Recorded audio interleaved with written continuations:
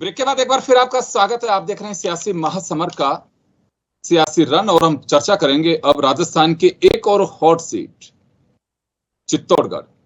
चित्तौड़गढ़ अपने जौहर, अपने किले, वहां की आन बान और शान के लिए तो जाना ही जाता है, लेकिन सियासत के लिए भी जाना जाता है। अब हम बात करेंगे चित्तौड़ की। तो चित्तौड़ हॉट सीट क्यों है? क्योंकि राजस्थान भाजपा के प्रदेश अध्यक्ष सीपी जोशी वहीं से भाजपा के प्रत्याशी और तीसरी पारी खेलने के लिए मैदान में है। मुकाबला उदयलाल आंजना, जो पूर्व मंत्री हैं क्षेत्र के, काफी एक किसान नेता के रूप में वो अपनी पहचान बना रहे हैं। हालांकि उनका माइनिंग का बड़ा काम है और बीजेपी भी कांग्रेस से गठबंधन के बावजूद भी वहां पे मैदान में डटी हुई है। त्रिकोणीय मुकाबला तो मैं नहीं कहूंगा, लेकिन हाँ, कुछ वोट जरूर लेके जाएगी।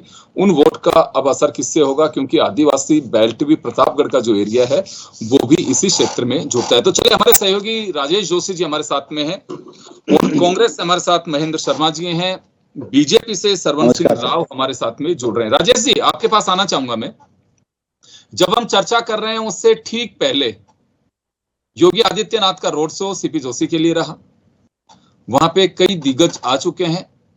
खड़गे नामांकन में आ चुके हैं कांग्रेस के प्रत्याशी आंजना के। तो मुकाबला तो ये माना जा सकता है काफी रोचक है, या वन साइडेड होता दिखाई दे रहा है? जी, मैं बताना चाहूंगा कि उदयलाल आंजना की बात करें तो 1998 में उन्होंने भाजपा के कद्दावर नेता जसवंत सिंह को हराया था। वो पहले सांसद रह चुके हैं, साथ ही कैबिनेट मंत्री भी रहे हैं। वो कहा जा सकता है कि कांटे का मुकाबला है, सीपी जोशी के लिए आसान नहीं रहेगा। किसान नेता के नाम से जाने जाते हैं उदयलाल आंजना, तथा गांव गांव में उनकी छवि है। सीपी जोशी को काफी परेशानियों का सामना करना पड़ेगा। जी, तो यहाँ पे कुछ लहर जैसी कोई चीज दिखाई दे रही है राजेश जी? मैं बताना चाहूंगा कि राष्ट्रीय लहर का असर जैसे देश भर में नजर आ रहा है वैसे ही है। अगर बात की जाए तो चित्तौड़गढ़ के मुद्दों की, तो किसानों के मुद्दा है। सीपीएस पद्धति को लेकर किसानों में आक्रोश है। वो इस पद्धति को हटाने की मांग कर रहे हैं। अन्य मुद्दे भी हैं, युवाओं के मुद्दे भी हैं, रोजगार के मुद्दे भी हैं। कई मुद्दों को लेकर कांग्रेस और भाजपा मैदान पर उतरी है। जी बिल्कुल, चुनावी रन है और रन में इसी तरह का घमासान होता है। लेकिन सीपी जोशी जी भाजपा के प्रदेश अध्यक्ष हैं। कुछ दिन पहले तक तो वो तमाम लोकसभा सीट में जाने की कोशिश की, जाके भी आए हैं, लेकिन अब खुद का क्षेत्र है तो उसको छोड़ना नहीं चाह रहे हैं। और इससे कहीं ना कहीं लगता है कि मुकाबला है वहां पे। पहले ये माना जा रहा था कि कांग्रेस एक रस्म अदायगी कर रही है उदयलाल आंजना को चुनाव लड़ा करके, लेकिन जिस तरह की अभी स्थिति राजेश बयां कर रहे हैं उससे लगता है कि मुकाबला कड़ा है। और चलिए, हमारे साथ इस वक्त कांग्रेस से महेंद्र शर्मा जी जुड़े हुए हैं। महेंद्र जी, चले लहर नहीं है मानते हैं, लेकिन वहां कांग्रेस में बिखराव तो नहीं है? सर, कांग्रेस पार्टी में कोई बिखराव नहीं है। एकजुट होकर कांग्रेस पार्टी चुनाव लड़ रही है।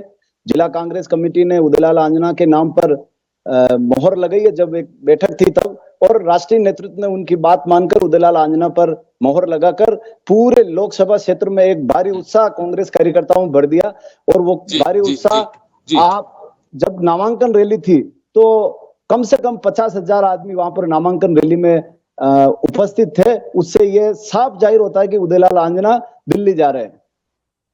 जी, एक बात यहाँ पे, जब आंजना जी मैदान में आए, टिकट मिला तो ये कहा गया कि उनका मन नहीं था, लेकिन पार्टी ने उन्हें टिकट दे दिया, एक कैंडिडेट बस वहां पे बताने के लिए कि हाँ चलिए, उपस्थिति दर्ज कराने के लिए कि चलिए चुनाव लड़ लेंगे। तो वो जो बिगनिंग में बात आ रही थी और ये चर्चा भी थी कि कैसे साहस जुटा पाएगी कांग्रेस चुनाव लड़ने की, तो आप करें 50,000 लोग नामांकन में थे। तो अभी वही टेम्पो बना हुआ है कि अभी भी सामने मुकाबले में तीसरी बार सांसद के लिए ताल ठोक रहे हैं सीपी जोशी, मुकाबला उनसे है? तो यहां लगता है आपको कि मुकाबला कड़ा और कांग्रेस को ज्यादा मेहनत करनी होगी? पहले जब टिकट फाइनल हुआ तब ऐसा लग रहा था कि मुकाबला कड़ा हो सकता है, लेकिन जैसे जैसे चुनाव नजदीक आते जा रहे हैं, 26 तारीख जैसे जैसे नजदीक आती जा रही है, कांग्रेस पार्टी गेन कर रही है। आज हम गांवों में जाते हैं, गांवों की समस्याएं सुनते हैं, तो वहां पर हमें पता चलता है कि 10 साल से सीपी जोशी कितने ही गांव में, कितनी विधानसभा में हम लोग गए हैं, वहां सीपी जोशी गए ही नहीं है साहब। तो उससे 10 साल का इनका जो एंटी इनकमेंसी है और इनका जो बस हवाई यात्रा करने में रह गए है, बाकी और कुछ नहीं कर सके साहब। और चित्तौड़ की पूरी लोकसभा क्षेत्र की जनता अब मानस बना चुकी है कि कांग्रेस को लाना है, नए रोजगार पैदा करने हैं। चलिए, सरवण सिंह राव हमारे साथ में जुड़ने वाले हैं, क्योंकि बीजेपी का पक्ष तो वही रख सकते हैं, वो हमारे साथ जुड़ नहीं पा रहे हैं। हमारी टीम कोशिश कर रही है उनसे संपर्क करने की, क्योंकि दिन में हमारे सहयोगी राजेश ने उनसे बात की थी और उन्होंने आश्वस्त किया था कि मैं जुड़ूंगा, क्योंकि ये हॉट सीट है और उसमें बीजेपी का पक्ष जानना बहुत जरूरी है। चलिए राजेश जी, आपके पास मैं आना चाहूंगा। तीसरी बार चुनाव लड़ रहे हैं। महेंद्र जी का दावा है कि एंटी इनकम्बेंसी है, लेकिन मैं जो भीड़ देख रहा हूं और रोड शो देख रहा हूं, उनके भी नामांकन में अच्छी खासी भीड़ रही। तो एंटी इनकम्बेंसी जैसी चीज है या फिर मुकाबला है?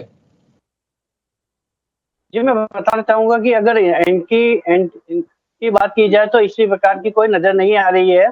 सीधा मुकाबला है उदयलाल आंजना व सीपी जोशी का। दोनों का कद है, इसके चलते ये मुकाबला नजर आ रहा है। उदयलाल भी भारी है तो सीपी जोशी भी भारी है। ये कहा जा सकता है कि कहीं न कहीं दोनों का पलड़ा बराबर है। 4 जून को ही पता लगेगा कि किस प्रकार का रिजल्ट सामने आता है। जी राजेश जी, दो चीजें चल रही हैं कि राजपूत समाज में कोई नाराजगी की बात सामने आ रही है, और आक्या को लेकर के मैं जानना चाहूंगा, चंद्रभान सिंह आक्या, क्योंकि मुख्यमंत्री के यहाँ से फोटो जारी किया गया था, बयान जारी किया गया था कि जो भी इनके बीच मनमुटाव थे सब दूर हो गए हैं और पूरी तरह से काम करेंगे। नामांकन के दरमियान में आया था, वहां देखा तो उस वक्त चंद्रभान सिंह आक्या थे भी, और उन्होंने कहा कि सबसे ज्यादा मतों से चित्तौड़गढ़ से हम सीपी जोशी को जिता करके भेजेंगे। तो इस तरह का कोई मनमुटाव या राजपूत समाज की नाराजगी वहां कहीं दिखाई देती है अभी? जी, मैं बताना चाहूंगा कि कई मामले सामने आए, उसके बावजूद भी डैमेज कंट्रोल की बात की जाए तो डैमेज कंट्रोल बीजेपी ने किया है। राजपूत समाज हमेशा ज्यादातर बीजेपी से जुड़ा हुआ है, इसलिए ये कहा जा सकता है कि डैमेज कंट्रोल समय पर किया गया है। इसके चलते यह मुकाबला भी रोचक हो चुका है। जी चलिए, मुकाबला रोचक हो चुका है और एंटी इनकम्बेंसी जैसी कोई बात नहीं दिखाई दे रही है कि कोई ये कह रहा हो, ना लहर है ना सीपी जोशी की कोई इस तरह की खिलाफत है। कांग्रेस का अपना दावा हो सकता है, लेकिन जो राजेश ग्राउंड पे जाकर के चीजें देख करके आए हैं, उनका साफ कहना है कि ऐसी कोई विरोधी लहर भी नहीं है। अगर सीपी जोशी के पक्ष में लहर अगर नहीं दिखाई देती है तो विरोध भी उनका नहीं है। तो फिलहाल ये माना जा सकता है कि कड़ा मुकाबला है, रोचक मुकाबला है, और चंद्रभान सिंह आक्या के साथ लगने से पलड़ा भारी हुआ है सीपी जोशी का। सीपी जोशी मुकाबले को और बेहतरीन बनाने की कोशिश कर रहे हैं, लेकिन सामने उदयलाल आंजना है, इसी तरह से बीएपी भी है। बीएपी कुछ वोट अगर लेके जाती है राजेश जी, तो नुकसान कांग्रेस को या बीजेपी को? जी, मैं बताना चाहूंगा कि दोनों को नुकसान होगा। यह अनुमान नहीं लगा जा सकता, क्योंकि 8 सीटों के विधानसभा सीटें चित्तौड़गढ़ जिले में आती है। 7 पर भाजपा है, 1 पर कांग्रेस है। अगर इसकी बात की जाए तो प्रतापगढ़ से अटैच है। अब प्रतापगढ़ क्षेत्र के कुछ वोट मिलेंगे। यह माना जा रहा है कि 1 से 1.5 लाख वोट इस पार्टी को मिल सकते हैं।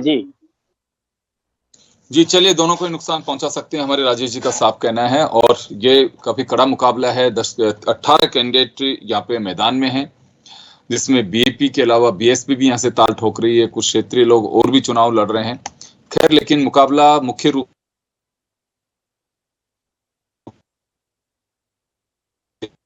है बीजेपी से सीपी जोशी तीसरी बार के लिए तैयारी कर रहे हैं। अब उदयलाल आंजना कितना राइडर बन पाते हैं, कितना रोक पाते हैं, यह देखने वाली बात होगी। सभाओं की बात करें तो कई दिग्गज वहां पे अपनी सभाओं के जरिए उपस्थिति दर्ज करा चुके हैं, लेकिन मुकाबला इस हॉट सीट के लिए काफी रोचक बन पड़ा है। चलिए, आप सभी का बहुत बहुत शुक्रिया। और श्रीनाथ जी की धरती है, क्योंकि सांवलिया सेठ यहीं से हैं, इसी लोकसभा क्षेत्र में। मैं महेंद्र जी, आप कहना चाहेंगे, लेकिन समय का अभाव है, मैं रोकना चाहूंगा आपको, मैं क्षमा चाहूंगा समय सीमा का ध्यान रखते हुए। तो चलिए, आप सभी का बहुत बहुत शुक्रिया और फिलहाल इतना ही, दीजिए इजाजत, नमस्कार।